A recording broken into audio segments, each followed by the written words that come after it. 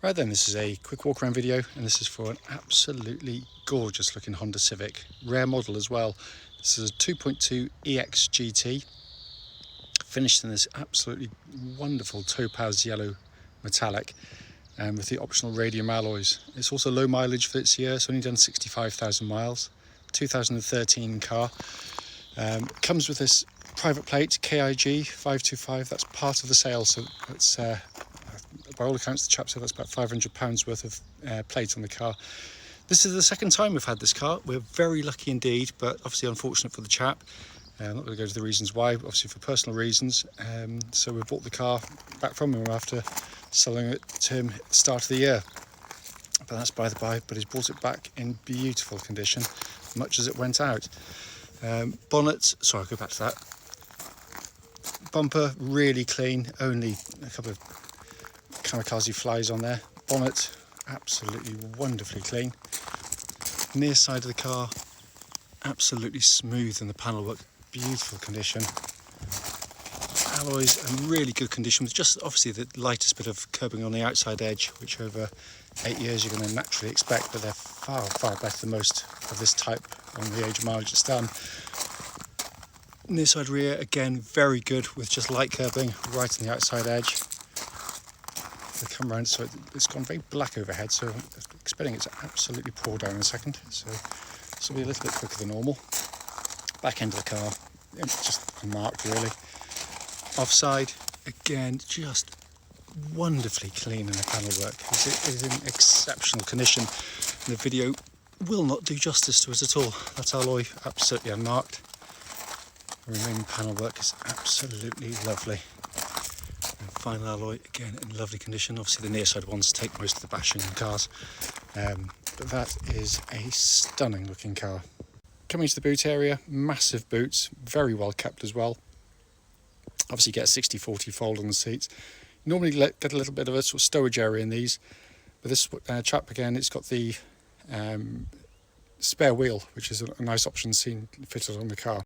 It's coming to the back now, wide opening rear doors, and this is where Civics tend to let themselves down only because they're family cars. Yet it is in wonderful condition back here. Coming into the front, again, very, very clean indeed. Passenger seat on the front there, hardly been used much at all. Just coming to the front, again, all clean and tidy. Driver's seat really good. The only little bit of wear right on the bolster at the bottom there, which is naturally what you'd expect to see, but again, far, far better than most cars of its age and mileage. So inside the car now. Dashboard is in beautiful condition, so I'm just going to shut the blind on the panoramic roof to save the glare on the screen there. But all working exactly as it should. When stationary, you can actually watch films, as long as obviously the handbrake's on. Pop the car into reverse. You got that lovely clear gridded parking camera, which complements the front and rear parking sensors, but in absolutely gorgeous condition in here. And up to the mileage, hopefully you can see 65,741 miles, and that is the view, I believe, of what is the best dashboard design anywhere. It's absolutely stunning. No warning lights on, of course.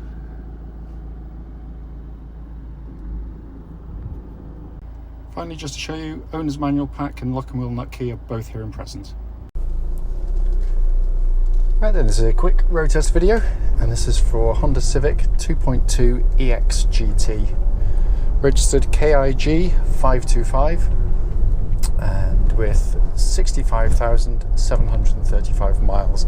This is a 2013 car. Hopefully by the time I've done this video, I will have done the walk around video, but for fear of repeating myself, obviously it's a private plate, and that is actually staying on the vehicle. The chap paid over £500 for that at the time, so it's a lovely thing to have on the car.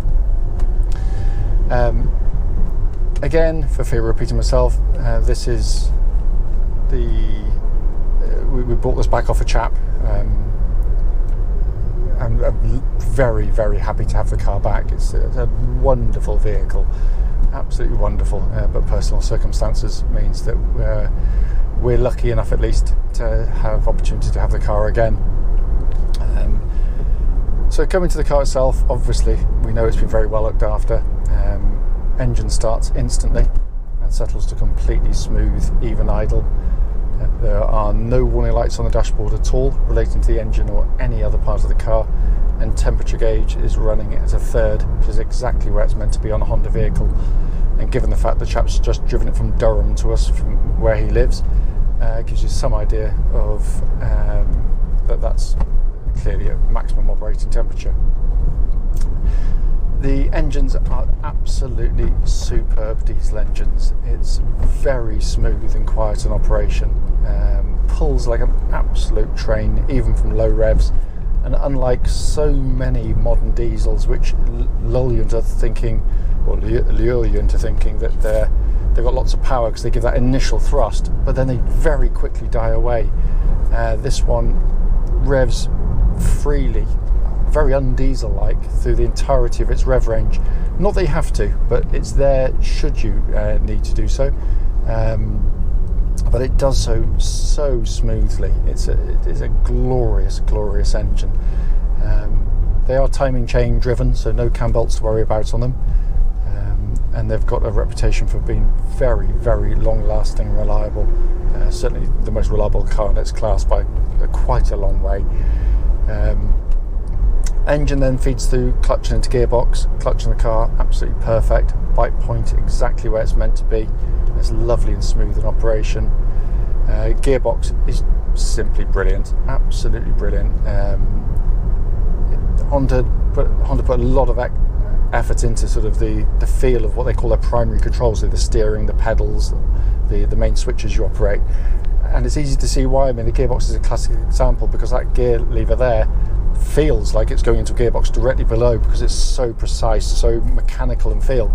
Yet actually, it's going through cables to the gearbox underneath the engine bay there, or in the engine bay rather. It's just brilliantly done. And the beauty of it is when you compare so many cars, they can just feel very light, devoid of any kind of feel in the gear linkage, and yet that feels just superb, absolutely superb. Sorry, I'm just going to change my phone slightly. It feels absolutely as new to change gear in it. That's how good it still feels. Steering of the car, brilliantly done. It's quick, it's incredibly accurate and precise. Just flows with the chassis absolutely perfectly. Tiny inputs to get the car to move, but it feels rock solid on the road as well. It tracks absolutely dead straight. There's no vibrations at this speed or any speed up to the legal limit, so all good there. The chassis, that big bump back there is a classic example of what I'm listening out for. Any kind of knocking noises or rattling coming from the suspension that shouldn't be there, and there's nothing at all. But it's a chassis that gives you the best of every world. It's very comfortable on pretty much every surface, but it's also wonderfully dynamic, and it's fun. It's actually got an energy and effervescence about the chassis which is so lacking in so many cars. It loves to change direction. It flows through corners, different types, different radius, bumpy roads, smooth roads. It just deals with them all absolutely brilliantly. Brakes on the car, I'm just going to give them a bit of a thump, make sure no one's directly behind me. Really nice, powerful brake pedal. What I'm looking for in particular, of course, with brakes is any kind of sort of pulsing or vibrations coming back through the brake pedal, and there's nothing at all. It's absolutely spot on. Just going to swing around here. So coming inside, obviously being an EX GT, you get this lovely big glass panoramic roof, which obviously has an electric blind which opens and shuts. But it allows so much natural light inside the car because dark black leathers are lovely, but they can be slightly oppressive, especially in sort of darker, gloomier times. Days like today, you kind of don't really need it open, but on those dark winter's days, it's a lovely thing to have on the car. They are beautifully put together cars. No squeaks, no rattles, absolutely rock solid in here. And I still think this is the best dashboard design in its class, probably still. I think it actually betters their later generation car in terms of the aesthetics of how it looks. but it's functional as well, which is what I love about it. I've always said this, because it doesn't appeal to everybody, and rightly so. Quite often interesting designs don't. But the most conventional part, this centre area here, quite conventional in that sense. Sat nav working perfectly. Obviously that doubles up as a DVD player if you're stationary as well, by the way. Dual zone climate control system, which offers you different temperatures side to side.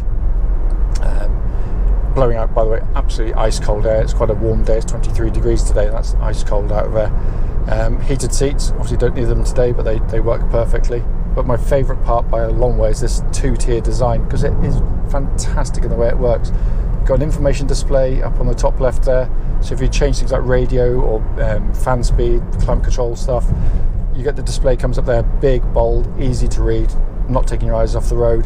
But better still is this big digital speedo directly in front of my line of sight. It just means that you can look at the road ahead, you know, cars, pedestrians, cyclists, whatever, but not take your eyes off the road for a second to take your speeding, because you can see it at your corner of your eye the whole time.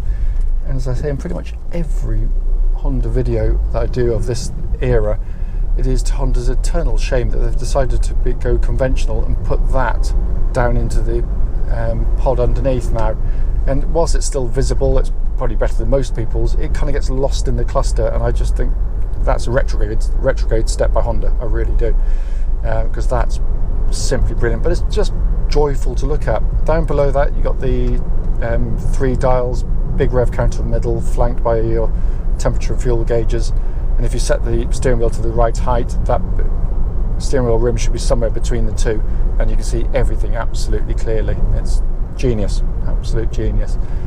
Steering wheel looks and feels like new in hand, perfect diameter, perfect rim width, just wonderful. I mean, it is a fantastic car, it really is, and notwithstanding the fact it drives absolutely beautifully. It's tight as a drum, and you couldn't age the car driving it, because it just feels like a car that's done next to no miles and is hardly a year old. It just feels that tight.